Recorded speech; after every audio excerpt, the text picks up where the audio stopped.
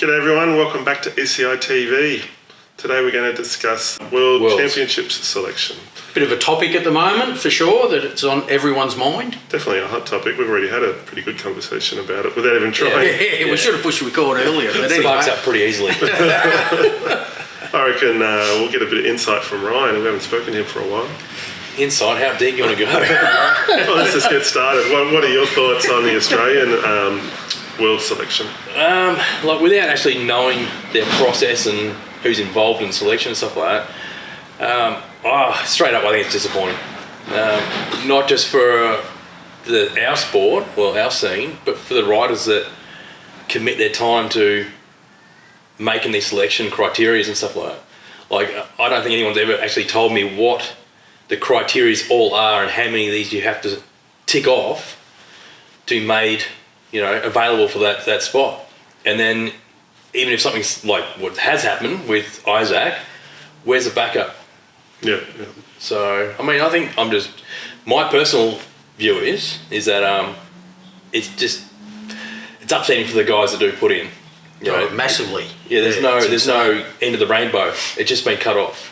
What are you working for? Do you think it sends a message that, like a lack of confidence in the riders, perhaps? Maybe. And I think even if that's not what they're meaning, I think that's what you're going to put in their heads. Like, I'm not good enough to go, or when will I be ready to go? So you don't know if you're ready to go until you're there, I guess. And I suppose that also goes for the other 23s, like we've already discussed. They didn't even send any girls. Yeah. Pick a couple of girls, send them, get them experienced. And there are only 2 or 3 junior elite men. Yeah. I mean, the whole idea of having 6 or 5, once you take Isaac into account, having 5 slots available but only selecting one person. And don't get us wrong. Bodie Turner's a fantastic selection to represent Australia. There's no question about that. But there's others that should have been considered, especially when we've got slots allocated. It's just insane. I don't know the reasoning, like you said, behind it. The criteria that has to be met to be able to be selected, maybe they don't advertise that so that people can't dispute it. Yeah. Because it's just an unknown thing. Yeah, and that's the hardest thing. It's just people's emotions, people's opinions, but there's no real technical guide. And I'm sure, I think there is a technical guide. I can't imagine that they would have a process where they're selecting people for such an important event, which is government funded, and not have documentation on what's required. But on the flip side of that, the goal is to get as many riders to the Olympics as possible. Yeah. And this is so limiting. Like I mentioned earlier, when we had the discussion, in the first couple of cycles of the Olympics, Australia really ranked very highly as a country, and that's because we had tons of riders going. There were almost 10 elite men at each round of the World Cup. And I don't think at that time you actually needed to qualify to or be selected to race at a World Championships. So there were tons of Aussies going there as well. Yeah. So we were getting points purely because there were the numbers there. And now with so few numbers, we saw the last Olympic cycle, we only had Anthony Dean selected for the men, and that's just because we didn't have the points. And maybe there's a time to review the criteria for selection and allow more riders with great potential. I mean, Max Cairns, I'd hate to be a selector. I'd hate to try and narrow it down to 5 just because, I've been a racer for a long time. I know there's a whole lot that goes into creating a champion BMXer, but names that came off the top of my head, they've already put a lot of effort into Matt Kriveskis. So surely for him to progress, he needs to continue on his journey, not just drop him from the team. And Max Cairns, he did pretty well at Papendal, even though he was injured. Yeah. Didn't he make quarters at least one day? Yeah, quarters. Both days. Which I think he did better than Bodie. Yeah. And, Bodie and Max have shown a great deal of consistency over the past couple of years. So it's just a shame that the way things are right now, it's unlikely we're going to see more than one Australian man represent Australia at the Olympics. And do you think you touched on it before in regards to the government funding side of things, that it is a funding issue more than anything, and that's why they've only selected one? Potentially. And it could be that the Olympics Committee for Australia have decided we haven't done much as far as getting medals in BMX racing. Track cycling, road cycling, and we also saw freestyle do really well last time around for Australia. So maybe they're saying, okay, here's our focus, but if you're not going to give the riders a chance, they're not going to be able to perform anyway. Yeah, so that's right. But see, even if it is a funding issue, even if you would presume that if more riders were selected and the criteria was that they had to be self-funded, that they would be self-funded. Yeah, I mean, there's not even an opportunity now for, other riders to turn around and say, okay, well, if you select me, I'll self-fund and go, because then that's the opportunity for expanding the Olympic selection and being selected actually for the Olympics. So, majority of those riders that have didn't have the opportunity at all, I think would turn around and self-fund, given the opportunity. But they should even have that choice. They should be able to turn around and say, okay, we've got 5 slots. We're funding one, funding Bodie. These other ones, if you're interested, you can self-fund and you can be allocated. Would that open it up then for all sorts of issues? Like you might have someone who's not the greatest rider, but it's got more money than, say, someone that's got a lot more talent. But you've still got to be selected. Well, that's true. But that's what I'm saying. If there is those 5 allocated spots, to turn around, it's not just a case of whether you've got enough money you can go. It's a case of you've still got to be selected, but then you have the opportunity to self-fund it, So there's still a criteria, but at least they have that opportunity to do it. You could almost base that off Nationals last year, the National Series so far this year, and just go through your top 10, and like someone actually suggested to me, you could literally go through it and go, you're able to go, can you fund yourself? No? Okay, next person. Are you able to fund yourself? No? Okay. There's plenty of people there. All right, so here's a question. Name 5 guys, just off the top of your head, don't think about it too much, who you would select if you were a selector. Well, the ones I would select have just all hurt themselves. So, if he hadn't hurt himself, Hayden Fletcher, Max Cairns, Bodie definitely. I would bring in Jack Davies. The other guys that stand out to me are either an under 23 or junior anyway.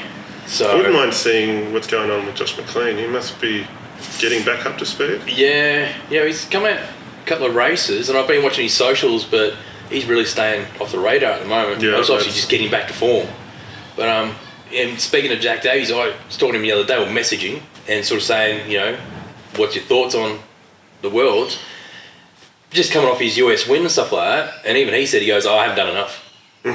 And so they must know themselves, the riders, that I haven't ticked that box, or that box, but I just would have thought that, okay, who's in line? Yeah. He's sort of on fire at the moment.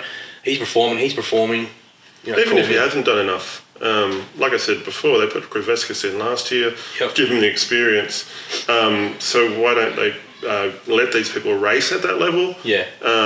Even if they're undercooked, all they're going to do is say, okay, I'm motivated now because I had my ass handed to me. Absolutely, yeah. So there is a great expense in sending people to Europe for however long they need to be there, a week, 2 weeks, I'm not sure what it is.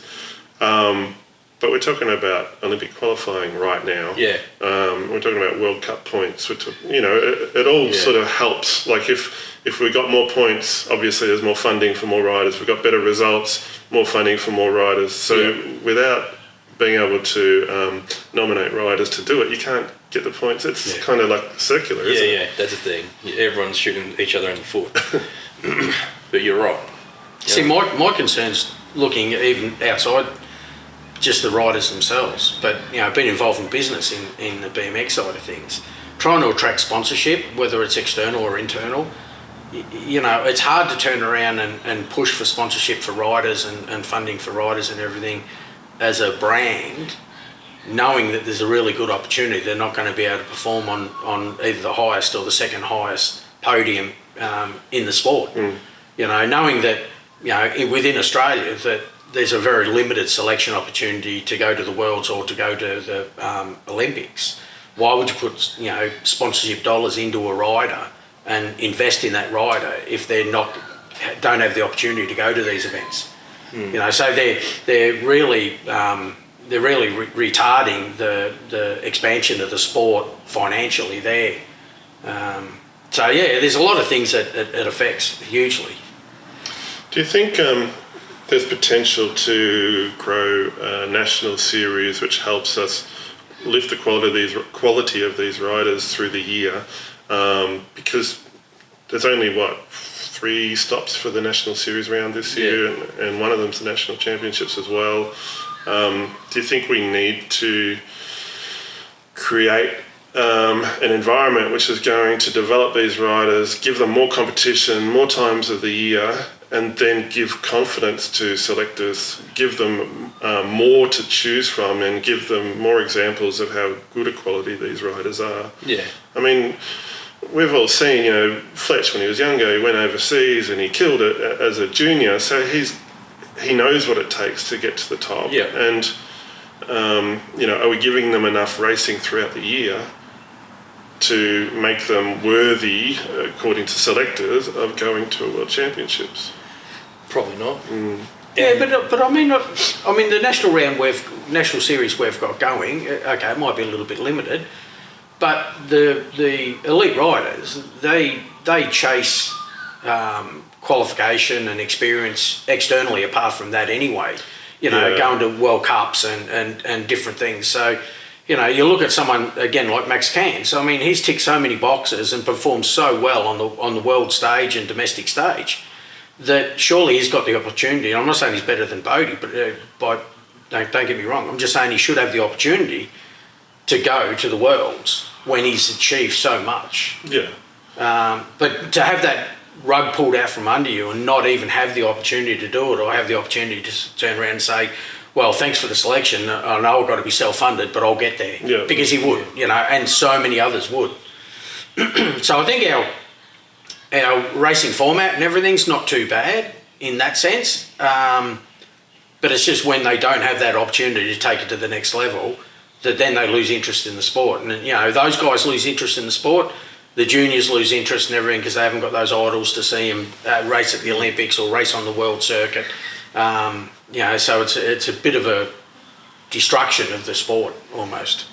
It's insane, especially when you see other disciplines. And I think Ryan was pointing out that the elite track, both track and road, just the elite riders that have been nominated outweigh the entire BMX selection, So it's crazy.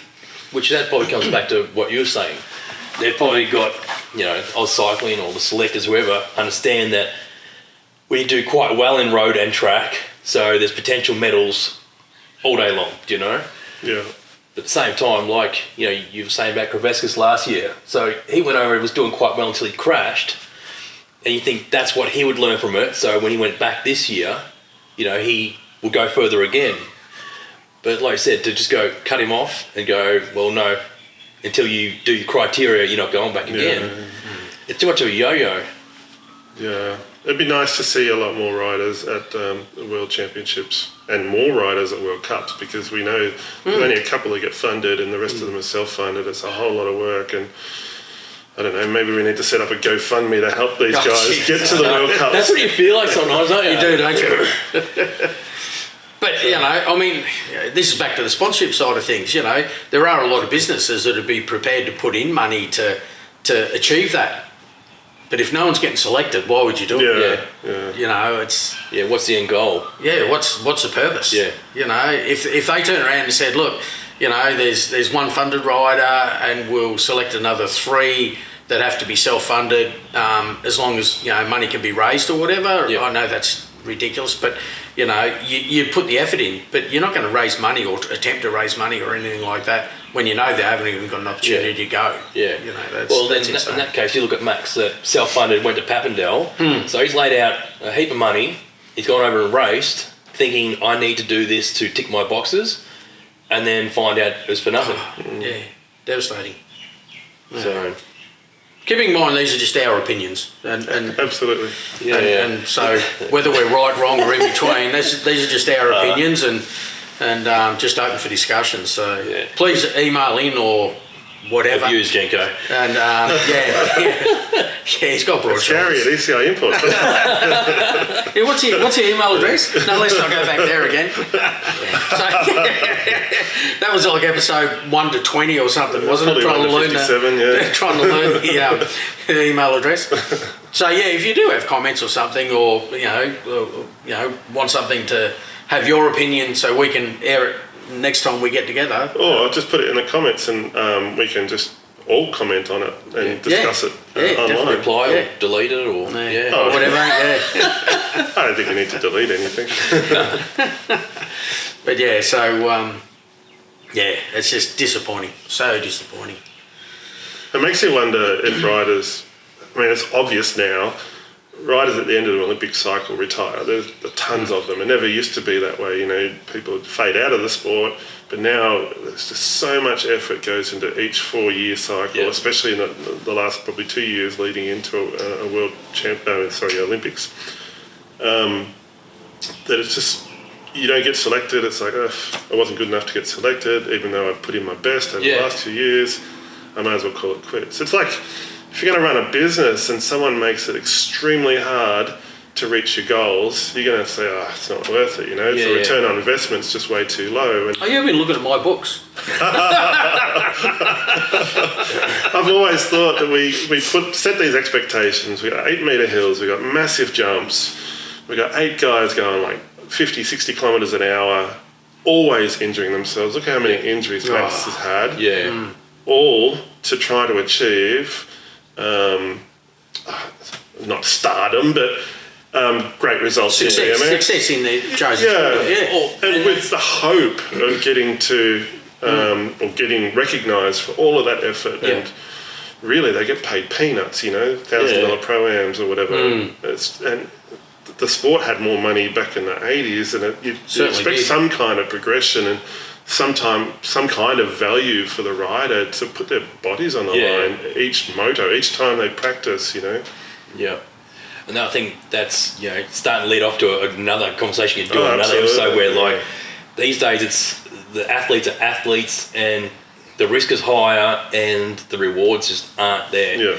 And like I've mentioned before, like, since they brought the Olympics in, it's raised the roof and narrowed it down to even fewer people that'll ever make there, you got to be selected to start with. So, I guess, 28 men, 28 women. That's right. It's a really small number, but if we could make the opportunity greater for Australia, it'd be great. Yeah. But my thought is, like, say with Max, you've just found out that you're not going to Worlds. How do you go into the gym on the Monday? How do you pick yourself up from that? Where do you go? Where do you keep squatting away, or do you go, what's the point? Yeah, where to now? And like, my first thought is just hit the States, go over there, race the pro. I mean, there's not a whole lot of prize money there, but there's potential to make a career, Joyce did it. Well, look at Lauren Reynolds, she's created a lovely lifestyle over there. Yeah. That she wouldn't have the opportunity to do here. Oh, absolutely not. No, definitely. I don't know what the secret is. I reckon we just need to open our pockets and just pay for everyone. Mine are empty, mate. I had a tissue in there before. That was it. I don't want to know what the tissue was. That was an old one. I know what mine. So, what do you do? Who do you run to? Everyone, you look at social media and everyone has like us, an opinion. Yeah. No one has the answers, and everyone's looking. Either everyone's blaming someone, or looking for the answers, and there's nothing to fill either void. I would have thought that when Ice Cycling came on board, they would have changed the culture of BMX a little bit and looked at it, because they're supposed to look at every sport as a whole, every cycling sport as a single unit, and realise how much potential there is for medals in BMX. I mean, Sam Willoughby got a silver, and I think that's Australia's only medal. I think so. But we've had, like I said earlier, a whole bunch of people in the final. So a whole bunch of people that were quite capable of getting to in the medals. I think Nicole Callisto made finals twice. Jared Graves made the final, crashed out. I think Lawrence made the final. Yeah. So there's been lots of potential, and you're not only pulling the rug out from these guys that are already at the top trying to be selected, you're pulling the rug out from the people at lower level that are looking for somewhere to progress too. And it's like, well, when I started racing BMX, there was no Olympics, and people were thinking, well, there's nowhere to progress from here. I'm going to take a sidestep and do track cycling where I can go to the Olympics. So as a Max Cans with legs like this, going to think, well, I'm built for track cycling. Screw you, BMX, I'm going over here. And it's weird you say that too, because I know in South Australia where the BMX scene seems to be a little bit smaller, but I know, personally, a couple of kids that are going to these velodrome nights, like open nights, trying velodrome and that sort of stuff, because it's easily accessible and there is a program for the riders. Like there's a pathway that's, they can follow. So I don't know. Yeah, it's a shame to see, people leaving the sport because they want to achieve those, sort of bigger goals, and they just don't see it in the. They don't see the opportunity in BMX, and that's why they got into cycling. Was the BMX. I guess if you do go into BMX racing expecting to be Olympian, there is a lot of potential to be disappointed. Oh, because, definitely. There's so few people, like I said, 28 men to 28 women every 4 years, and to even have the opportunity to get that far, you've done something quite spectacular. Yeah. Or you've been selected by the country who's hosting the event. And the silly part is the perception of overseas is that Australia has such good depth and such good quality of riders that we must be a bit of a laughing stock looking at the fact that we're sending one rider over. Yeah, compare us to New Zealand, they're sending more than one. They got at least two elite men going. Yeah. Did you listen to Coffee Chatter the other week? No. Jack Davies on there, and they were basically, Tori was just like, Australia, what are you doing? And same, he could rattle people off. Why isn't this person, same sort of thing. So it's not just us in our backyard going, why aren't we doing this? It's people also looking, going, where's this rider and that rider, and We haven't got the same people on the selection committee that's on the committee for the Commonwealth Games, do we?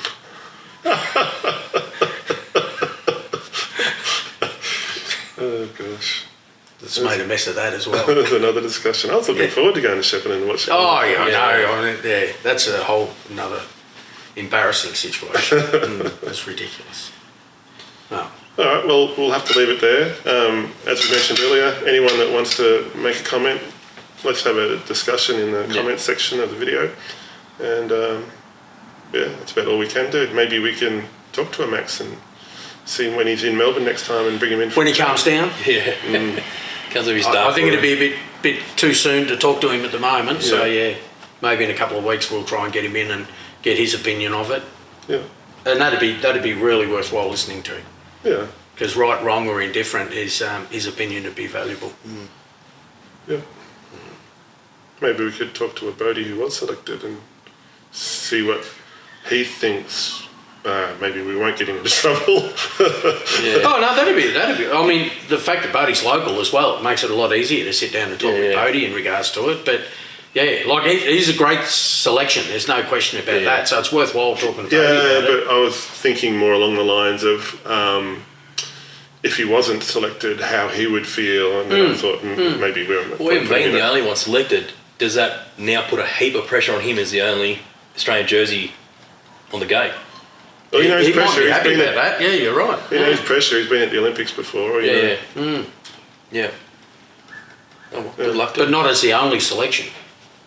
And he's got the whole weight of Australia on his shoulders now. I think, even though I think Anthony Dean and Sam Willoughby were there at the same time, you'd still feel the weight of your country. Oh, yeah, for sure. Yeah. Yeah. Oh, well, good luck to him regardless. Yeah. All right, Gazza, we got some products. Well, I might even put this over to Ryan. Oh, don't give it to me. Don't give it to you? No. Okay, a couple of products we've had in at ECI. We've got some Ringle Envy Rims back in stock. They've been out of stock for years and years and years, and fortunately we've been able to secure some. So the Envies, the standard Envies in 20-inch and 24-inch come in a front and rear specific or a brake and non-brake specific rim.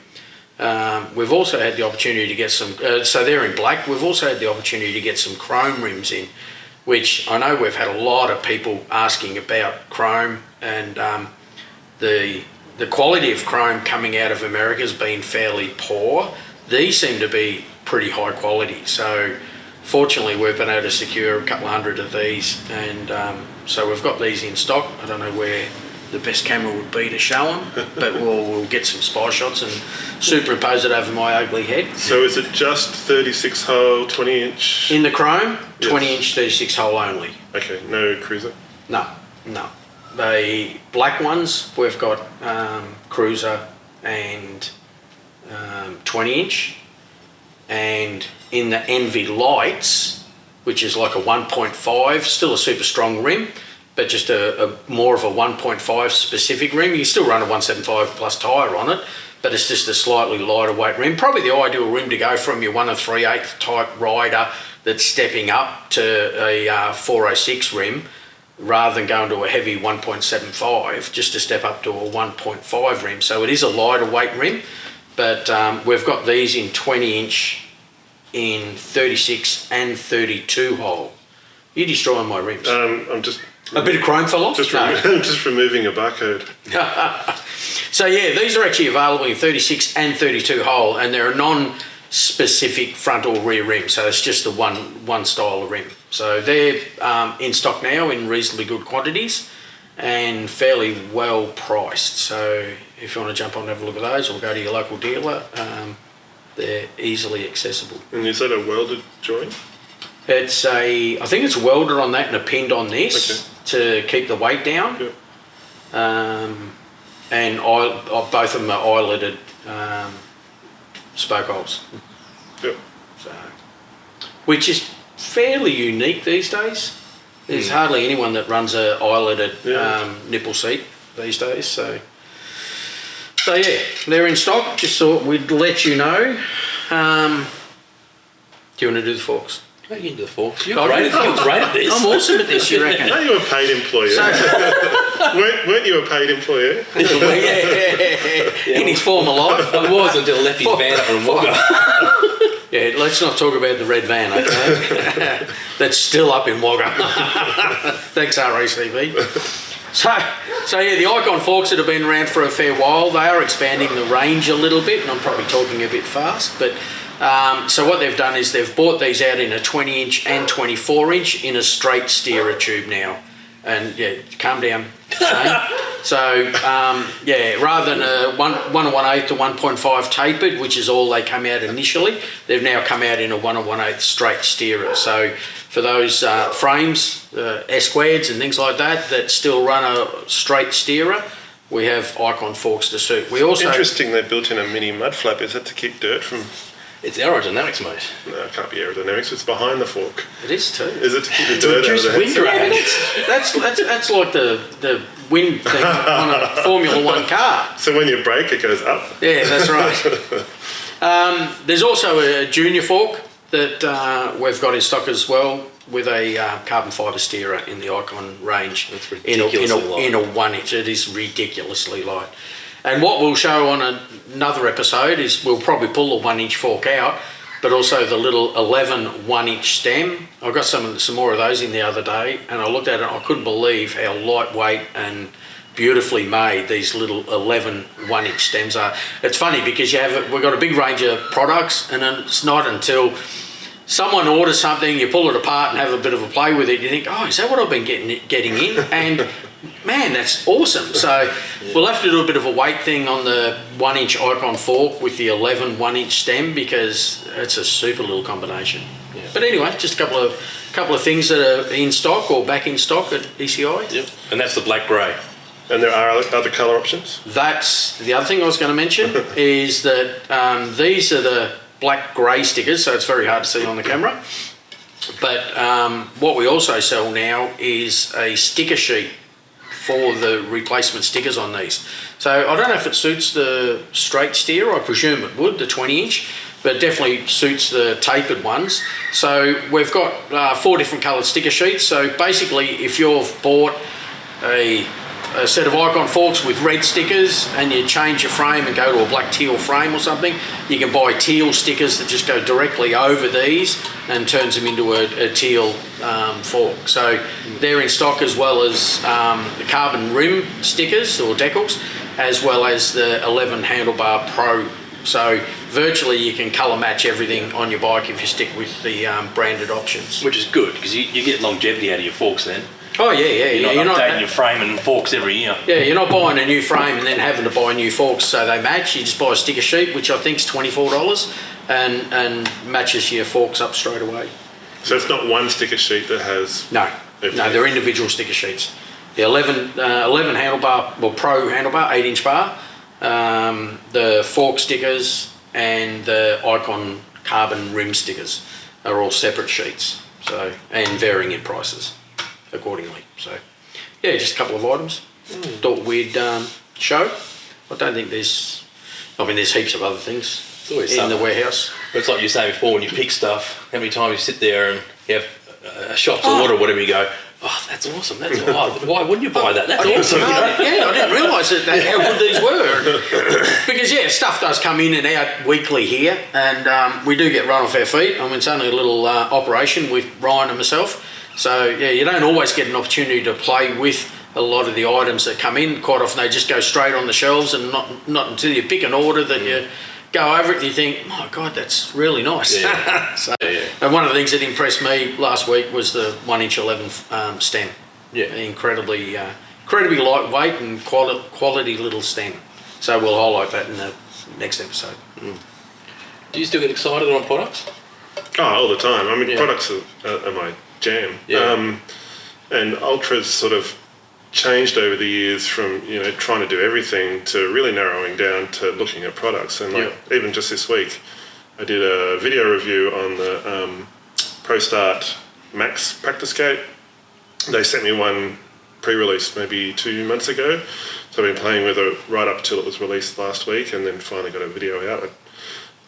That kind of stuff, just playing with, I'd call it playing, but spending time with a product and getting to know it and really getting down to the nuts and bolts of it, it really, I love it, and I'm not necessarily, I'm called old school all the time because I'm riding a chromoly frame. I've got a perfectly good carbon bike at home, but I prefer to ride the chromoly. It just feels nice and natural to me. I've been riding them for 40 years.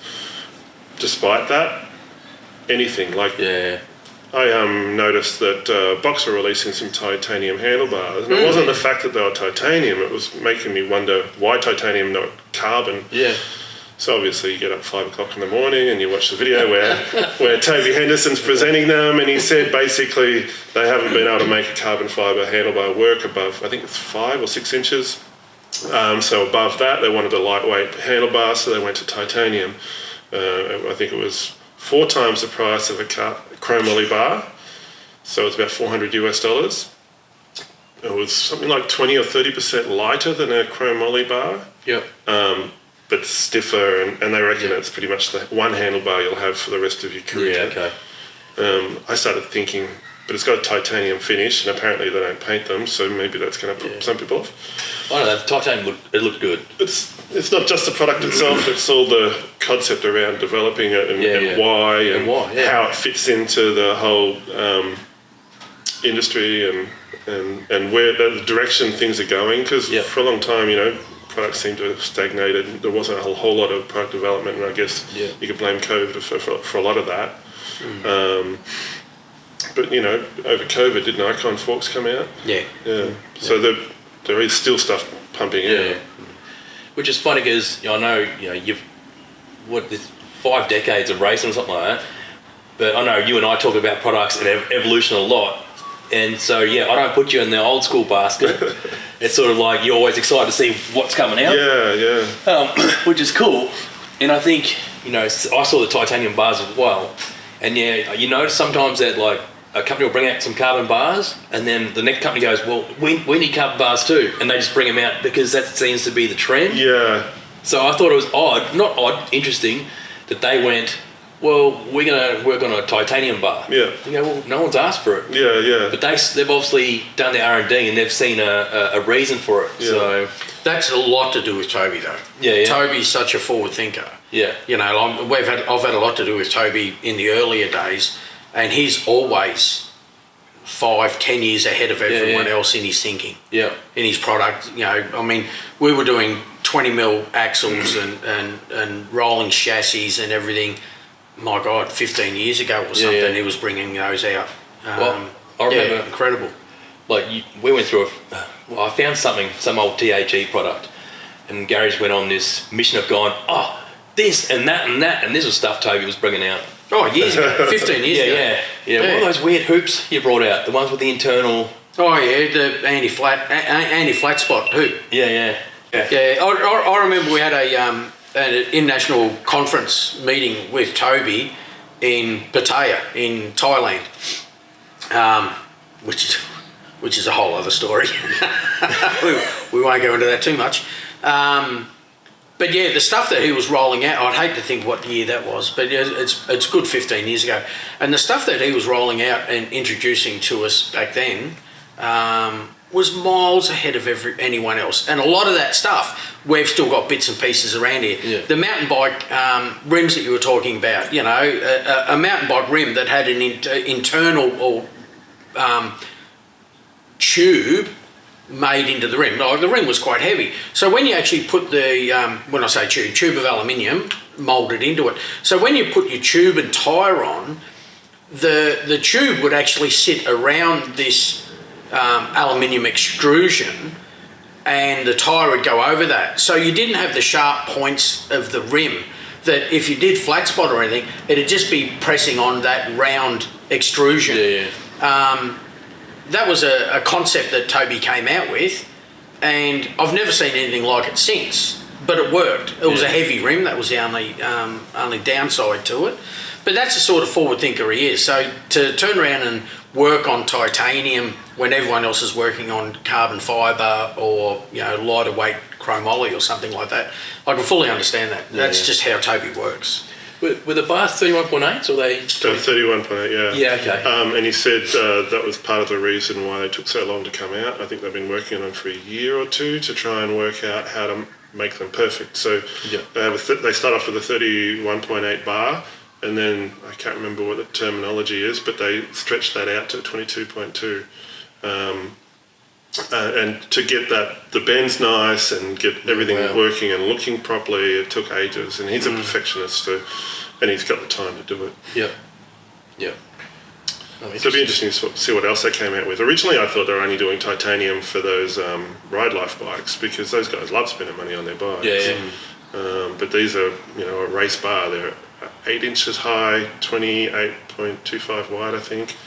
And he said there'll be a small batch coming in, then they'll do a bigger shipment, and then they'll work out from there what sizes they'll do. He doesn't think they're going to go taller, but they'll probably go lower. Yeah. It does seem the trend's going that way. Yeah, I mean, 7.5 is probably our go-to bar at the moment, isn't it? Yeah, I think somebody asked online if he was going to do a 9-inch, and he said pretty much no. Yeah. Easy. Yeah. Can't think of anything else. I guess we'll have to call that a show. It's a show. Very cool. Yeah. Thanks everyone for watching. No worries. See you in the comments. Thanks for jumping in, Ryan. Yeah, you let me out of my cupboard. Yeah, out of the salt mine for the day. Okay, everyone. Thanks very much. Stay safe out there. See ya. Cheers.